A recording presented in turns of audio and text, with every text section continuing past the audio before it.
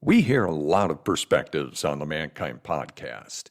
Inclusion of a guest is not an endorsement of their views, and the opinions expressed here do not always represent the mission or values of the Mankind Project USA.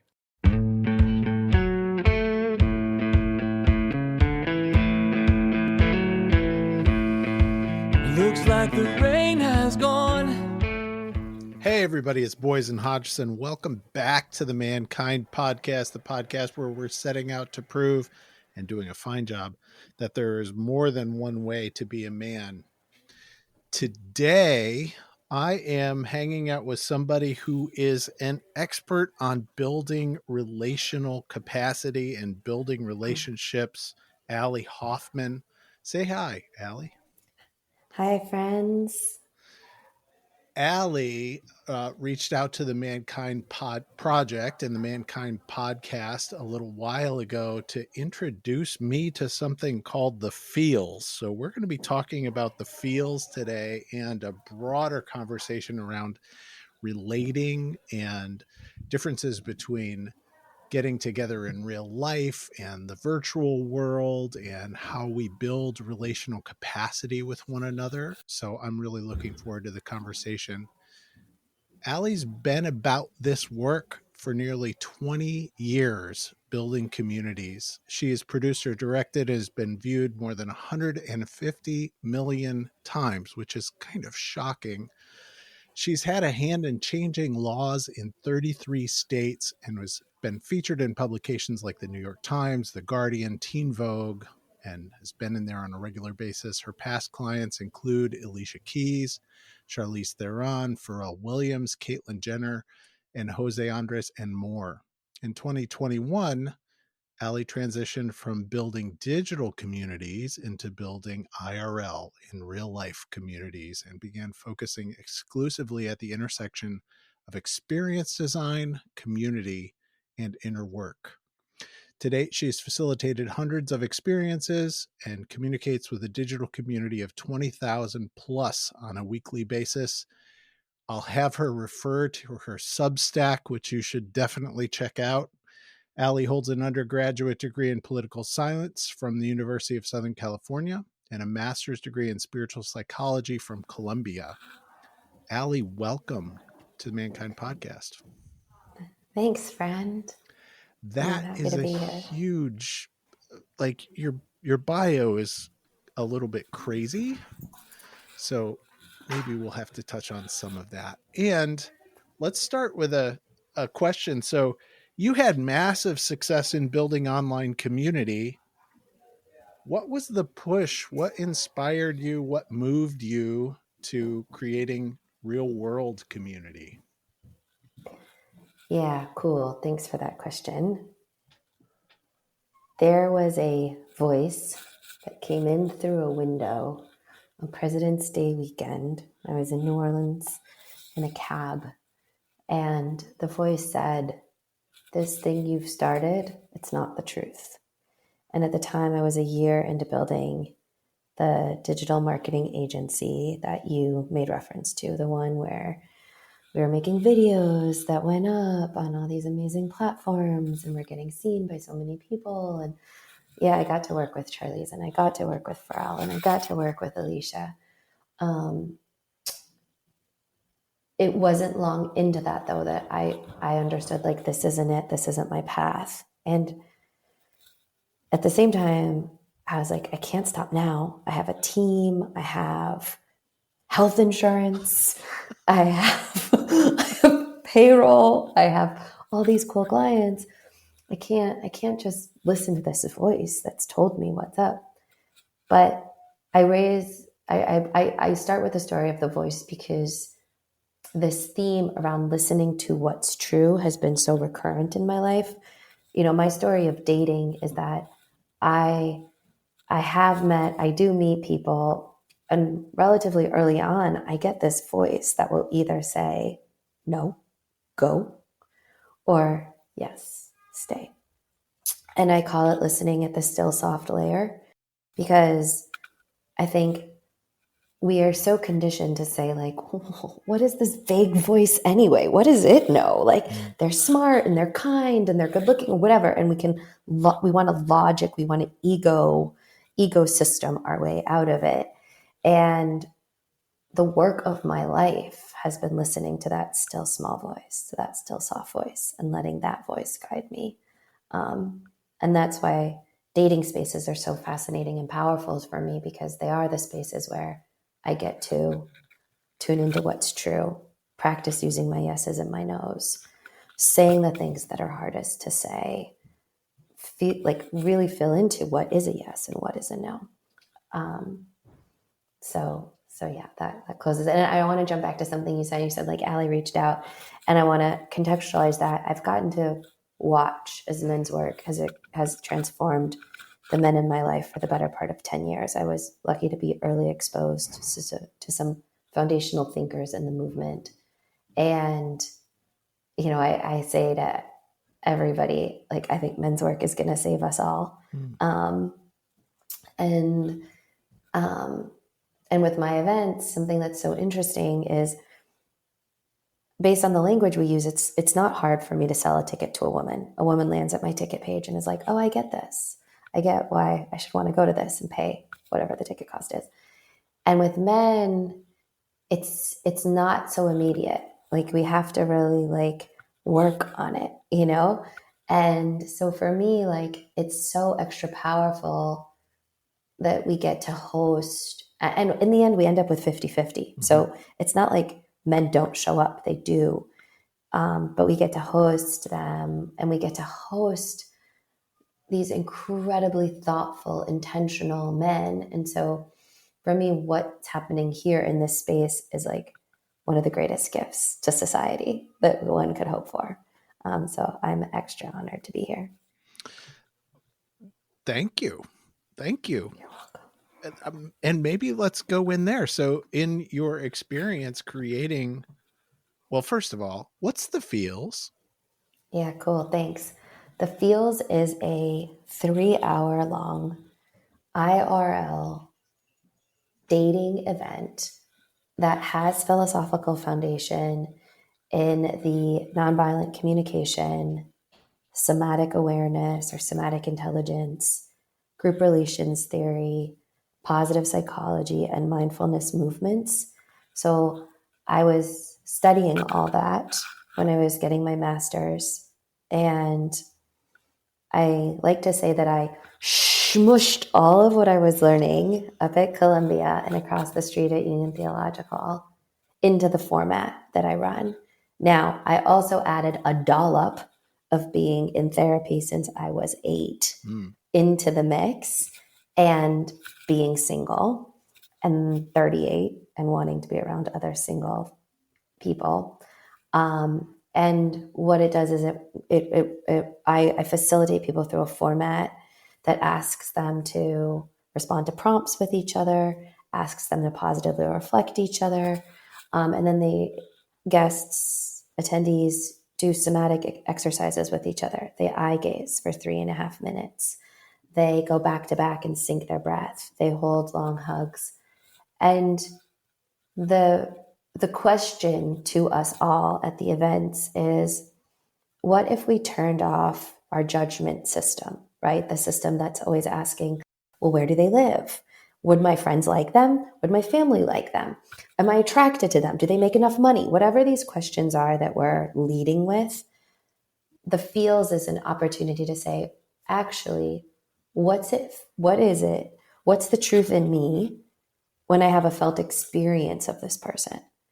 And from that information, how do I want to proceed forward?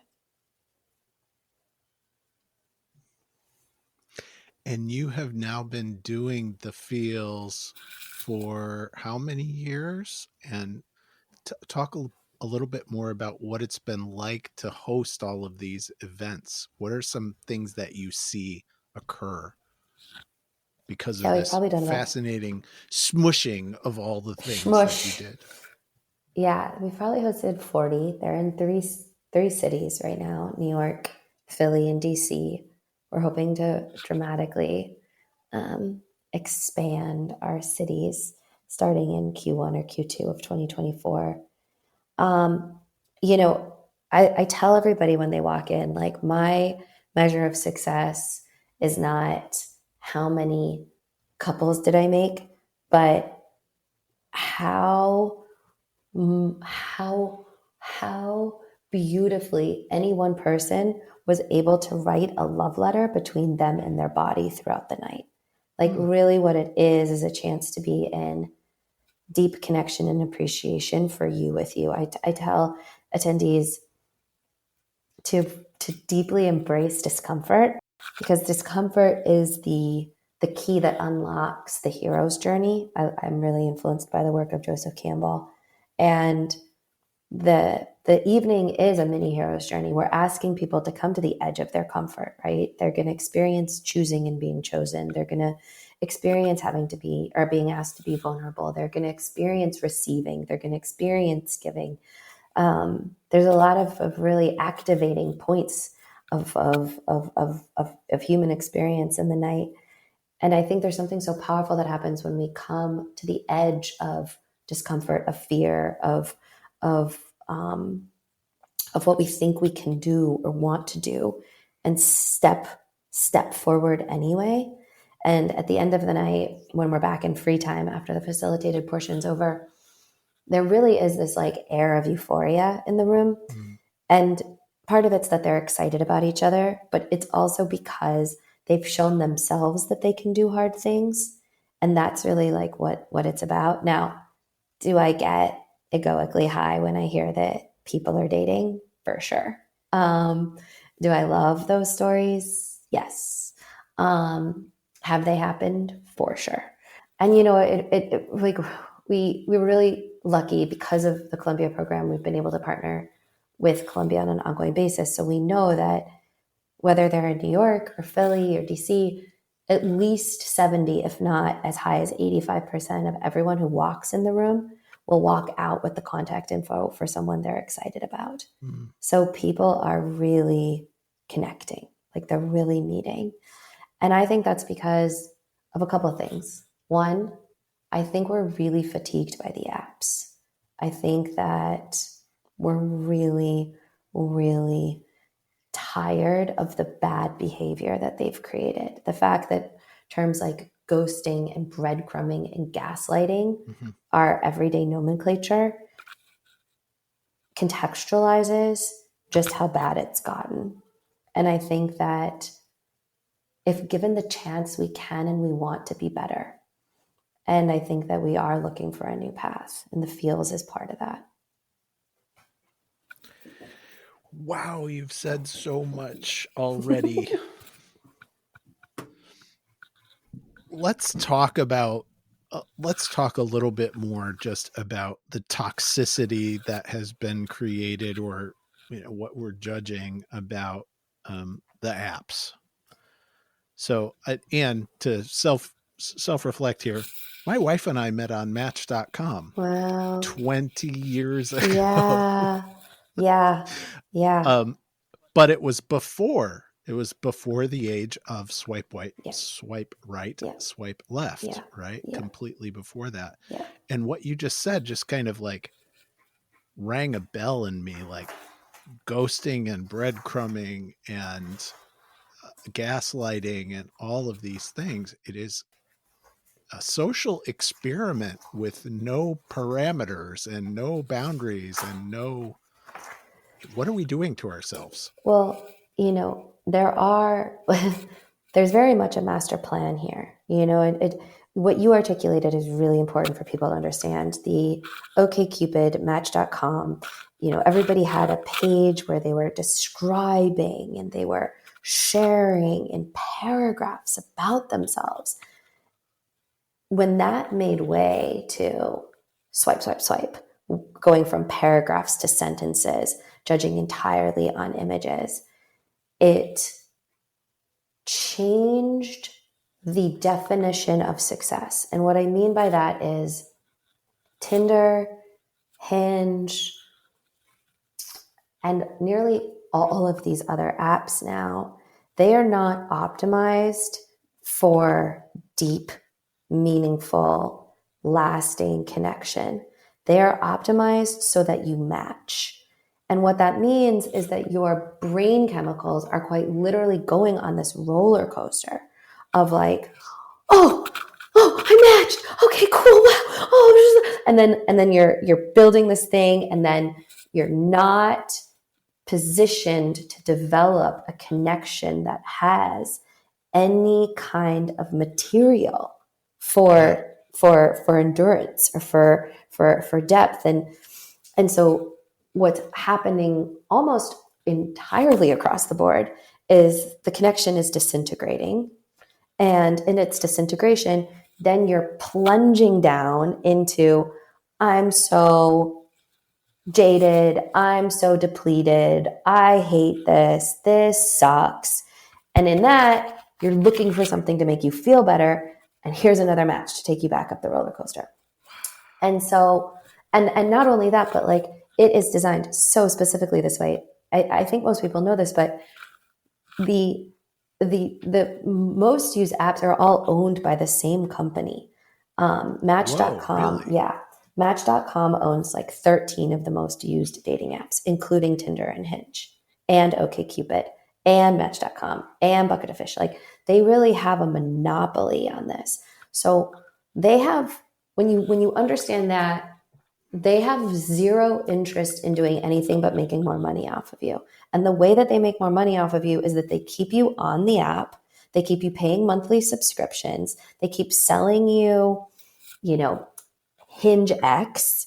They keep you in the loop. They keep you on the roller coaster. And it is very much by design. And this is why we're believing, they say like designed to be deleted. It is very much not. And so when we understand the corporate structure that is sitting atop this, it becomes even more imperative for us to quite literally shut the phone off and go out into the world and find other ways to meet people. And when I talk about dating and one's approach, like I am the biggest fan of having online dating be a part of your dating ecosystem, but not being wholly dependent on it. I'm on Hinge, I'm on Field. I'm very, very open about that. But I'm also on the regular, like meeting people at my events. I'm getting linked through people in my community, in my extended community. I'm going to singles events, other people's singles events. Like I do not depend on the apps, and I'm very clear on how I engage with the apps and what kind of spaces the apps are for me.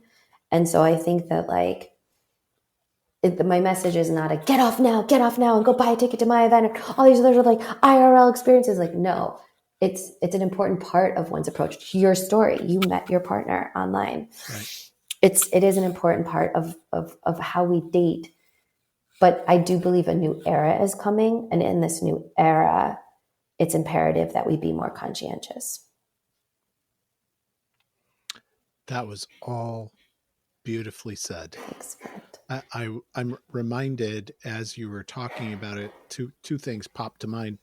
Dopamine Nation, the book, right? Yes, because there we are. It's encouraging you're part of a social experiment. And if you can't quite see what the product is, then you're the product. Yeah, totally. Right. You are what's being set. And then also, are you familiar with Dr. Gabor Mate? Gabor Mate. Yeah, of course. So Realm of the Hungry Ghosts, right? Yeah. The addiction process. Totally.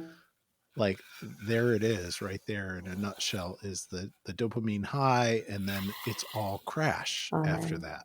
Because the high is at the beginning, and it's rigged at the beginning. Yeah. Wow. I'm going to pause this for a second. Cool. Is there a way that you can move the button that's on your sweater? I'm getting the rub of the microphone. Yeah. Will that be better? The click, click. So I think I want to ask another question about that too. Yeah. What do you find in that environment, in that stuff, like comes to my head that you opened us talking about the soft voice, the soft, quiet voice. Yeah.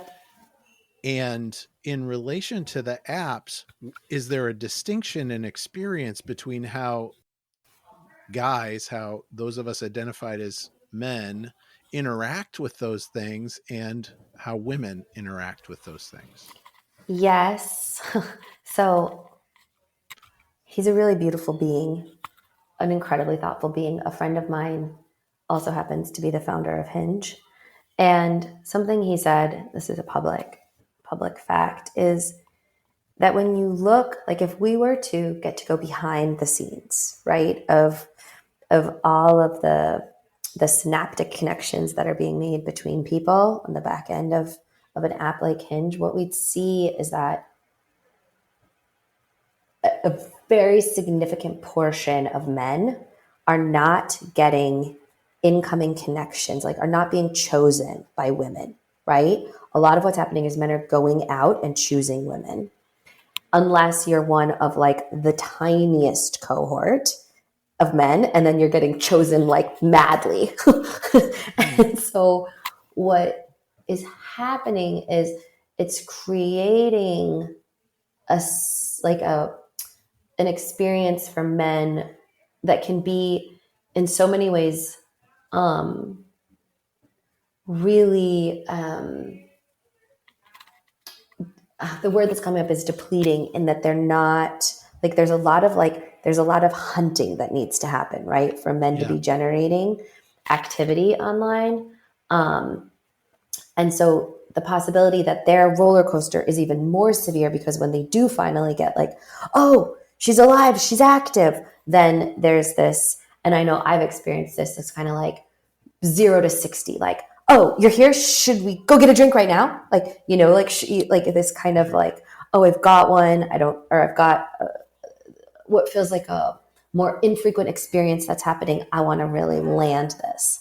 And I wonder if women have the luxury, through being chosen more, of getting to be more discerning, if that makes sense. And what we do is, like, I think by and large, like, we respond to that by, for the most part, being in this duality of like, oh, I want to respect and acknowledge like my own boundaries. And I think we're also really conditioned to want to be pleasing and agreeable. And so there's like this thing that's happening on an ongoing basis. I'm so, I love it so much. With the Feels alums, I've created these WhatsApp threads where if you come to an event, you get to go on this thread and we talk about dating all day. And so there's hundreds of them from New York, because that's our longest standing event. And what happens in our event is, at different times throughout the night, what I say to, whether you're in a male or female body, it takes turns, is if you're in a male body, you're going to be brave and you're going to ask someone to be in a pair with you. If you're going to be in a female body, you're going to tune into your yeses and your nos. What I hear after every event is some variation of men sharing that it was really challenging to feel rejected because they were getting rejected. And I hear from women that they either were upset with themselves because they said yes when they meant no, or they held a boundary and they said no, but they felt bad. Like, oh, I hurt his feelings. Oh, that feels bad. And I think that this is like a real life microcosm for what's happening online all day, every day. And, you know, for me, like what I like to do in my app profiles is I try to be as honest and as, like, I call it, like, be really keywordy. Like, I make note of the fact that I meditate. I make note of the fact I'm in therapy. I make note of the fact that I'm looking for somebody who's done inner work. I make note of the fact that I value emotional intelligence. My profile is anything but neutral. You know, I like, it's really designed so that somebody says to themselves, like, this is for me, or this is really not for me. You know, and I think that that's like a service we can do ourselves and each other, is like really like be the most honest versions of ourselves online, especially because they are places that reward being like more neutral and more agreeable. You know, it's like I remember Justin was giving this talk and he says like, take off all your filters. And I was like, no, like I philosophically disagree. I think that like when we can be as tuned into who we are, what we want, who we're looking for, it serves. It serves. And I also say with the apps, like only when excited. I think it's so easy to be like, well, maybe I don't know. Maybe I should like let myself be surprised. Maybe I shouldn't have so many expectations. Maybe I should have so many limits. And I really like I'm a big fan of getting out of match mindset, which is just like and into like, am I really excited here? And only proceeding forward from that place. That's wonderful. And maybe this is where we plug into these building relational skills. So, yeah, I check in with myself, right? Mm-hmm. How do I learn to listen closely enough to really be in tune with, am I a yes, am I a no to whatever is happening, right?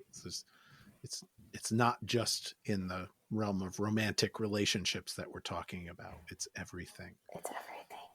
It's everything. Yeah, you know, I have these fun moments with myself because you know there's so many roles I get to play. I get to play the single female who wants a partner. I get to play the daughter. I get to play the mother. The daughter, the sister, the founder, the leader, the manager. And I find that the skills I bring to dating and the communication I bring to dating and the approach I bring to dating is of service to me as I'm leading a team, is of service to me as I'm navigating something tough with my mom, is of service to me when, you know, when I'm, you know, negotiating something with a landlord. Like these are applicable skills.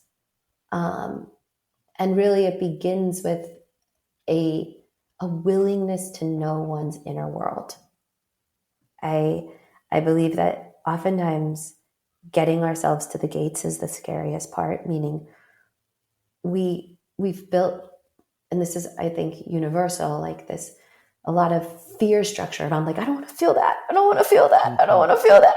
But really miraculous things happen when we say like it's okay to feel it. It's okay just to like be in the experience of feeling it. It's so elegantly simple. Like what does it mean to get present here? And so for me, when people say like, well, who should I be looking for? What should I be looking for? I say, how well does somebody know themselves? That's how I map to trust. Like, how well does this individual know themselves? Because if you know you, then you can share you with me and I can know you. And I always say like,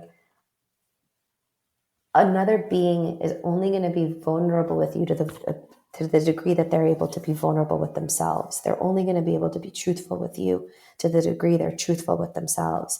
So I'm always looking at like, how truthful are you with you? How vulnerable, how open are you with you? And that gives me so much information about whether or not I want to connect in deeper. How open are you with you? How truthful are you with you? That's fantastic. Do you think guys are at a disadvantage? Yes. I think like I think Western culture, Western society has done men such a grave injustice in conditioning men to believe that they don't have the freedom to be in the full spectrum of their human experience. You know, we've said to men, you can't feel it all. You can feel some of it, but not all of it. Like, and you can't, these feminine sides of you that exist that are so real, they're not really okay. Like, they're not okay. And that's why I love the work that you all do and the men's work movement writ large, because it really is just giving permission to men to say like, hey, everything you're feeling is okay here. And the female equivalent of that is the enormous pressure we feel from a really young age to look a certain way, and I mentioned this earlier, like be agreeable, be likable, be kind, be nice, be so accommodating you're willing to put your own stuff aside. And so it's not that only men have been handed a rough hand. I think, women get to do a lot of work overcoming some of the messages we've been given since we were young, and men get to do the same work but in different ways. And that's why I think men's circle, men's group is so sacred, because I think a lot of this can only happen in circle with other men. There's some level, thank you. A lot of this can only happen in circle with other men. There's some part of this where I think that a lot of us as men, this was true for me, the gate to knowing oneself, right? I spent decades constructing as large, thick, heavy, and dangerous a fence as I could in front of that gate so that I wouldn't go through it. Yeah. And so that I wouldn't allow anybody else to get too close to it either, right? Constructing that reality for myself. And then when I think about what it's like to experience being socialized as a woman in the culture that we live in, there's an aspect of being socialized as a woman that's all about like a priority on submitting, on never finding your no. Yeah. Yeah, absolutely. Absolutely. Yeah. And that's why I think dating, I say dating is such a beautiful practice space, because it can be the space where you tune in extra to what's a yes and what's a no, and what is true here, and how to find the words to say what is true. I had a crush, and on Friday it was time for us to have a really honest conversation. And before I said anything to him, I texted and said, "Hey, I have a share that's got some medium to deep levels of depth, of texture. May I have your permission to share?" And I think that and I have like a million other, like, here's how I proceed forward from there. Not a million, let me not be hyperbolic, but I've got some others. And I think that the invitation to us is to, like, whether we're male or female, is to find our voices and speak into what's true, and then be brave enough not to need to alter the reality of the truth. Like, I think my therapist says, like, let truth have her way with you. Like, be in, and in that same way, like, love is truth. Like, love will have her way. Love will have his way with us too, if we let love. But we can't control or dictate love. Like, love will do with us what love will. And so for me, just dating is such a beautiful landscape for getting to say what's true over and over and over again, allowing that can change a lot and often. I was going to go right there. So how has that changed for you? How has what I want changed? Yeah. Has the truth changed for you over time? Do you see that evolution happen in people? I definitely have. I feel so proud of how, in committing to a certain language and to being in truth, the quality of my life has dramatically improved, and the quality of my relationships has dramatically improved. In terms of how, the question of, like, what do you want? I can give an example of a really fun discovery.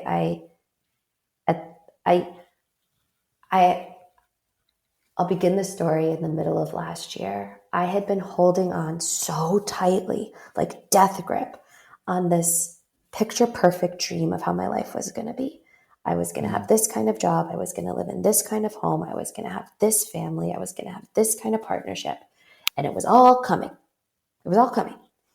And And it was as though I was living in the waiting room of my life for it to come. And I had this like breakdown to breakthrough moment on a solo trip to Europe. I was in a touristy spot, and I was watching all these families go by, and I was completely alone. And I thought, wait, but what if it's not? Like, what if it's not? And if it's not, then what does it mean to hold that everything as it is right now is completely perfect and is not in need of any alteration? And that set me on this completely new path. And what that did, though, that was like an interesting like byproduct of that was like, okay, well, I've only been dating in this one way. Only like, could Boysen be my person? Is Boysen my person? Could Boysen be my husband? Could he be my friend? Just like very one-dimensional and one-directional.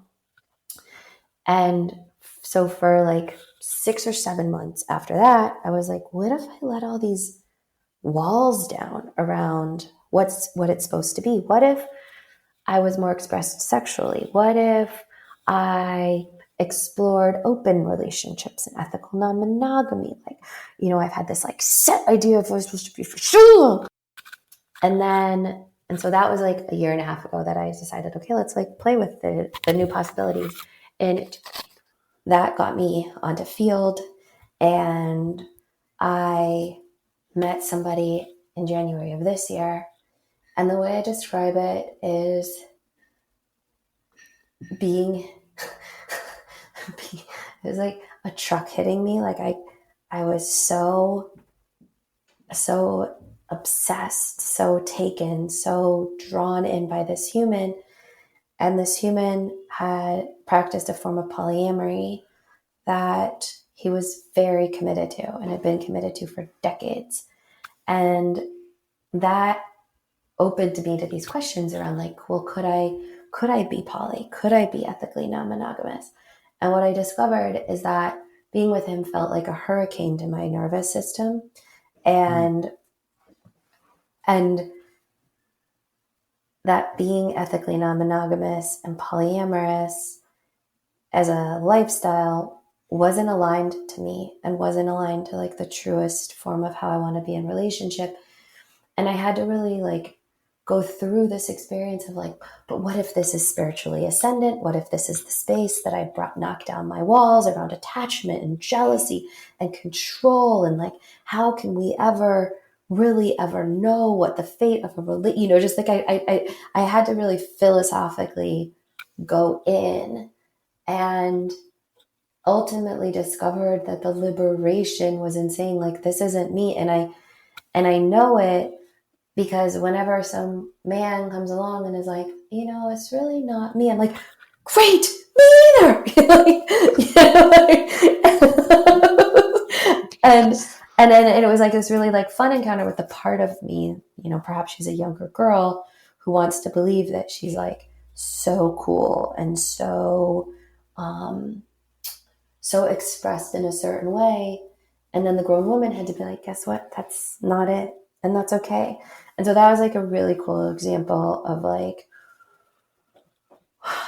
what it means to evolve and change and accept the truth of me and to love the truth of me, and to own the truth of me, and to run it through. Like I write, you mentioned my Substack, like I write about dating. And so if you read the pieces, there's Polydude 1 and Polydude 2 and Polydude 3 and Polydude 4.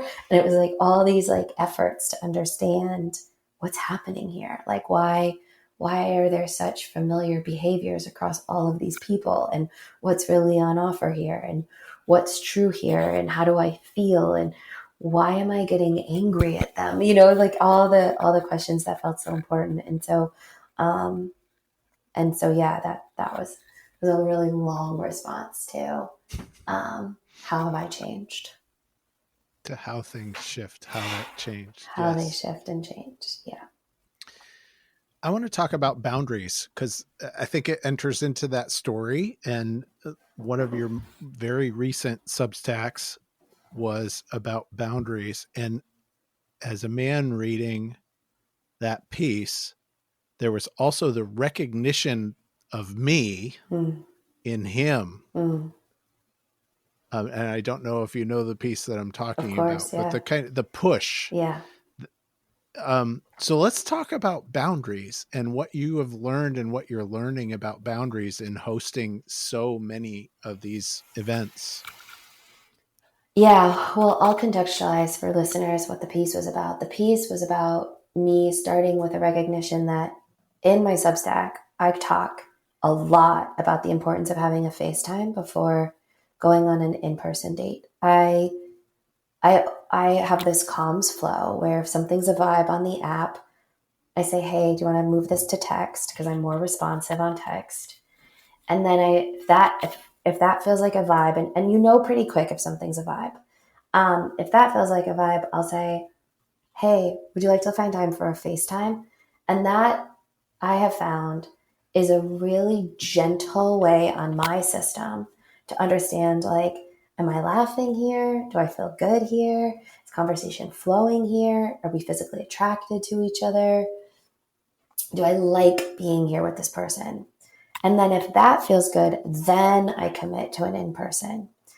And so the Substack piece was about matching with somebody who on paper hit a lot of my notes as to who I'm attracted to. He was a therapist. He was older than me. He had financial security. He was attractive. He had cool tattoos. And we were in communication. And as I'm realizing, like, oh, we've got cool things in common. We have, this psychedelics community in common. We have this group of this in common. Like, this is feeling interesting. Would you like to have a FaceTime? And the piece was about him saying something like, or we could just meet in person. I know FaceTime, save time, but there'll be chemistry or there won't. And I responded to equivocate a little. And then I was like, okay, I guess, and then in the week between saying that and our time meeting up, going back to what I was saying at the top of the call about that still soft voice, the still soft voice was saying, like, I'm not excited. I don't feel good about this. Like, something doesn't feel right. And there was another experience of feeling pushed by him around him wanting to read my Substack. And so I took these two things together, and I wasn't proud of the fact that, like, I was like so close to the line, meaning it wasn't until we were like really right before about to meet up, like day of, that I said, you know what, like, I'm not going to get on that train to Harlem. And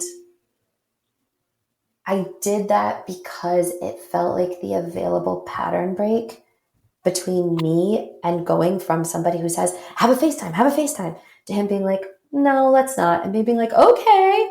And how much shame that I hadn't held my own boundary. Because really, holding our own boundaries is the way we signal to ourselves, hey, I can keep you safe. I can keep me safe. I think the grown person in us is in constant communication with the children in us. And what the children want to know is that the grown-up has us. And so I think that, or I believe that what was happening there is the little girl in me was needing and wanting a certain kind of protection. And the grown woman needed to say, I'm not going up to have sushi with you. And this is how I take care of my little girl. And so, the boundaries are our best tool for building this belief system around ourselves that I know me and I can keep me safe. And I really believe that's the role of boundary. And in my event, there are 3 different times where someone's going to say to you, hey, do you want to be in a pair with me? And like, the stakes are low. It's 7 minutes of your life. It'll be over. But it is such an important time in those seconds to tune in to, like, do I energetically feel called to this person? And if the answer is no, can I speak from that place of truth and show me that I can make their feelings less important than protecting myself. And so boundary is such an important part of the events, and it's an important part of my ongoing inner work. So much juicy stuff in there, and boundaries around demonstrating to myself that I am trustworthy to myself. I love that. I can love keep that myself distinction. safe. Yeah. Yes. Keep myself safe, that I can keep myself safe. That's so good. And the recognition for me in there is after doing some work in men's group and in therapy just a couple of months ago, I got to a place where I had a conversation with my wife, with Kendra, where I stated like super clearly, like, hey, if I'm doing this, then I am likely trying to manipulate you into giving me what I want by operating out of my old patterns, right? If I come at you like, oh, poor me, if I come at you like from this space, that is me manipulating you.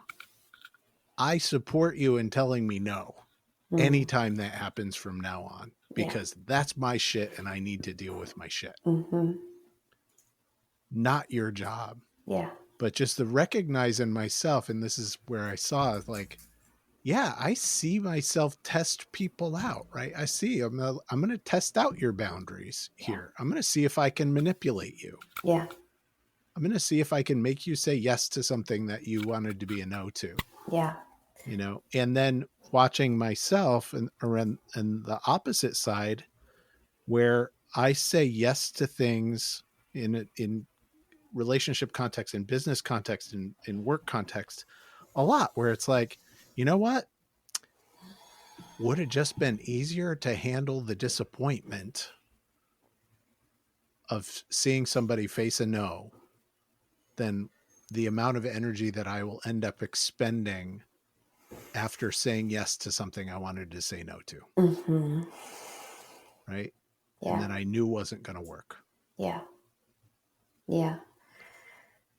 The first part of your share was especially powerful for me, because what came forward is this idea, and I'm such a big believer of this in dating and in every relationship, is what you're describing is what I call radical ownership. That anytime something is coming up in dynamic with other, it's so easy to be like, well, if you were just this, or because you did that, or, you know, and like what I have been doing for myself more and more is try to see what's happening for me at the surface layer, and then go a layer deeper, and then go a layer deeper. And typically at the core layer is fear.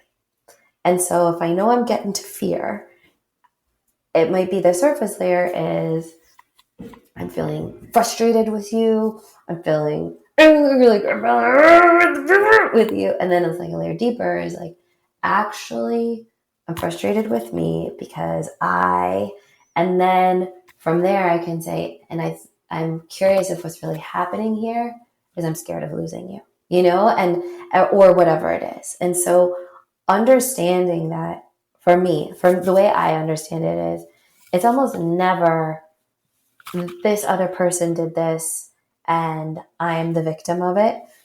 It is almost always the question that sounds like, how can I own as much as possible here? And not for no other reason than my experience of radical ownership is it is the only path to liberation I know.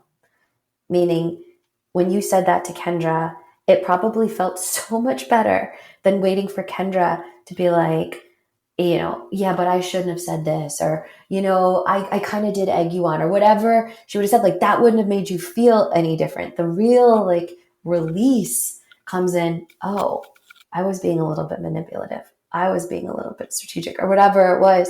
And then you can like own a layer deeper, which might have been, I was scared of upsetting you, or whatever, you know, whatever it was. And then you can get to something else. And then she can meet you in a different place too.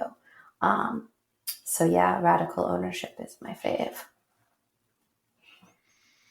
Love it. Yes. And risky. Super duper. It's risky. Super duper. Yeah, you got to own some dark shit. Hey guys out there listening. Hey listeners.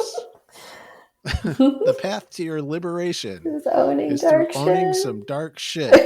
Yes. Yeah. Yeah, it's definitely in there. How can I learn to better deal with rejection? So something that a Feels alum said that I really loved is something to the effect of like, what's not for me isn't for me. Meaning reframing somebody saying like no as and resisting that egoic desire to say like, oh, it's because I'm not tall enough. Like a Feels attendee was really navigating rejection at the last event. And he's like, it's because I'm not tall, or it's because I'm not good looking, because my energy wasn't right. And it's really easy for our ego to default to that. It's actually a lot harder to say that wasn't for me. That being's energy and my energy are just not energies that were meant to be in energy together. And I think we want to default to, if I just fixed this, if I just did more of that, then because it means we have control, and our rational state loves this idea that we have control. I think there's something so beautiful about releasing into the truth of something. And so if the truth of something is that somebody's not called to you, then I let that be the thing. And if it's okay, I'll tell a story about this. I had what felt like a really painful experience on relatively recently. There was somebody in my life that was maybe a possibility, and there was a lot of like sweetness and connection in our dynamic. And I could feel him resist, like kind of keeping us, like we have been friends for a very long time, and I could feel him keeping us in that zone. And so I opened it up. I was like, may I have permission to share? We're engaging. We're in this pattern of like being really tactile and really affectionate with each other, and starting to spend more alone time with each other. But it wasn't like we had explicitly said, like, let's be on a path to figuring this out. And he was able to share something to the effect of, based on some previous experiences and what I know about what I'm attracted to, I know that I'm not going to feel the way about you that's going to map to like me being able to build with you. And in receiving that, like one possibility was I really did. I had to encounter some real fear stuff. Like I have a huge fear that I'm not pretty enough. If only I was 10 pounds thinner, like if only my face was more this, that, or the next. And so it was really like a boom up against that, like that, that stuff that's in me that we all carry, like the shadowy, woundy stuff. And I could feel this egoic, like little girl wanting to be like, yeah, it's because I'm not 10 pounds thinner. And then I had this equal moment of like, we're just not the truth, and that's okay, and that's that to me feels like a way healthier navigation of it versus being in some kind of, oh, well, if I did this, if I altered this about my physical appearance, maybe I would be meeting more people, or maybe I would be more desirable. And in that, there's this like really deep trust that what's for me will be for me, and that I don't find my person by altering and adjusting. I just live in the world as the most truthful version of me. And I move forward from that place. Thank you. It seems to me that there is another direction that I see men especially going in, rather than this kind of control path of rejection, right? I'm going to control this, control that, control the other. There's the kind of incel victim of, right? Everything turns into grievance. Everything turns into I'm a victim. Being rejected is because of them, right? On all of this stuff. Do you have thoughts about that? And how, first of all, have you seen that come up at all? This kind of involuntary celibate idea?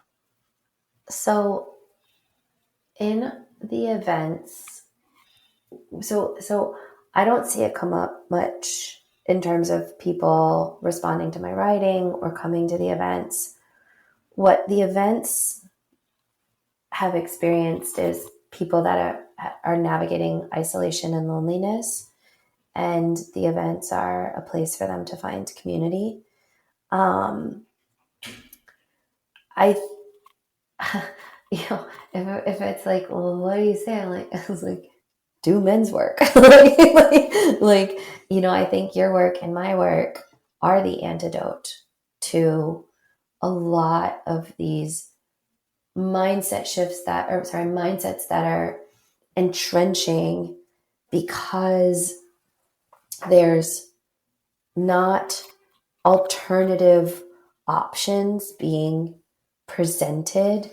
And, I do think that we have, and this is well documented, we have like YouTube and Twitter and Meta algos to thank for this, where if you want to fall down a wormhole where you're reading material that tells you that, Democrats are in a pedophile ring that's being perpetrated by a pizza parlor, or like having a geographic center at a pizza parlor, like you can really do that. You can stay in just hours of content that'll affirm that belief system. And so, I think that one, like the antidote is asking new questions and deciding to walk new paths, and knowing like it is a significantly harder path to say, hey, I'm going to feel what's available to be felt. And I'm going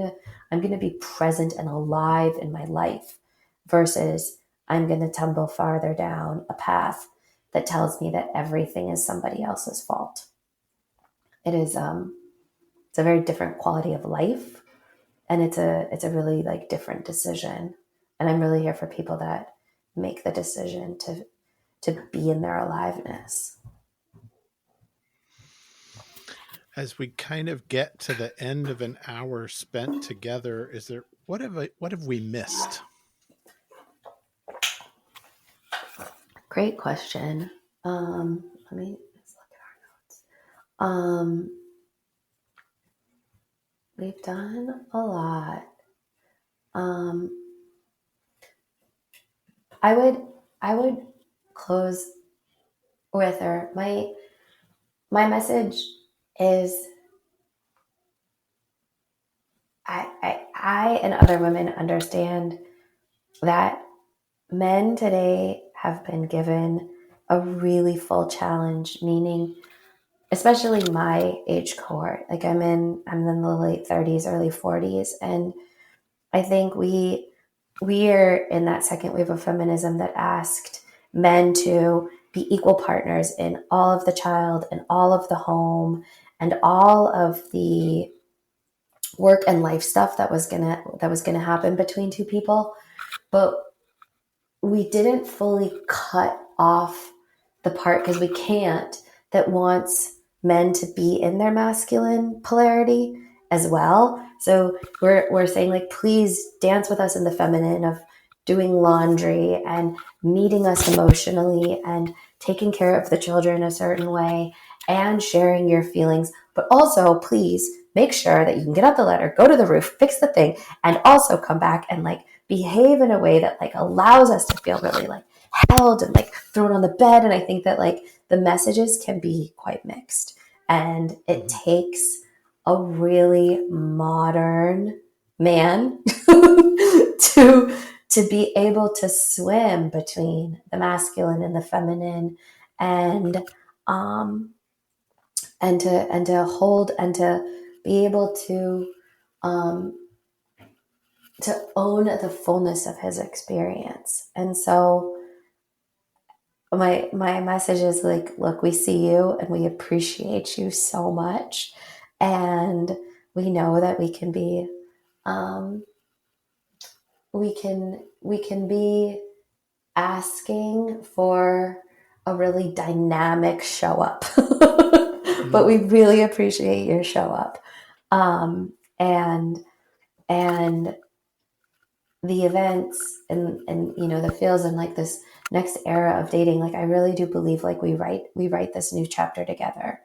And it's because we're all willing to be more honest with ourselves and each other, and we're willing to take more mutual responsibility for each other, right? We're willing to behave in a new way, knowing that it's going to make us better people if we do it, but it's also going to change things, not just in the immediate, but the long term.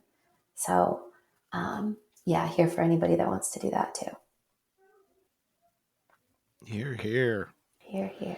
Yes, rewriting the way that we do relationship. Yes. So how should our listeners find out more about the feels, especially if they're in Philly, DC, or New York City, and learn more about you? So me, Instagram at Allie Hoffman, ALLIEHOFFMAN.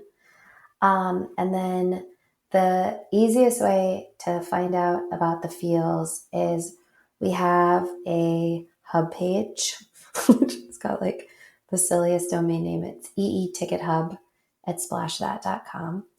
And that's got all of our upcoming events. We have some edgier events that we offer. Everything's on that page. And yeah, those are the easiest links to give you. But the easiest is at Instagram at Allie Hoffman, ALLIEHOFFMAN. Look in the show notes for both of those links. Allie, I feel grateful, honored to have spent this time with you and gotten some of your wisdom. There's more to share. And thank you. Thank you so much for having me. Thank you, everybody, for listening. Tune in again. We'll see you next time, everybody. Thank you. Bye. This has been the Mankind Podcast, produced in association with the Mankind Project USA. And I personally want to thank our guests for joining us today and imparting their wisdom from their experiences in this amazing journey called life. Now, the fee for this episode is simple. If you found gold and insights that you believe could benefit your loved ones and those you care about, be sure to share it with them. And of course, remember that life doesn't happen to us. It happens for us, so long as we rip the pen out of fate's hand and become the author of our own story. So my friend, pick up the pen and we'll see you next week. Lots of love.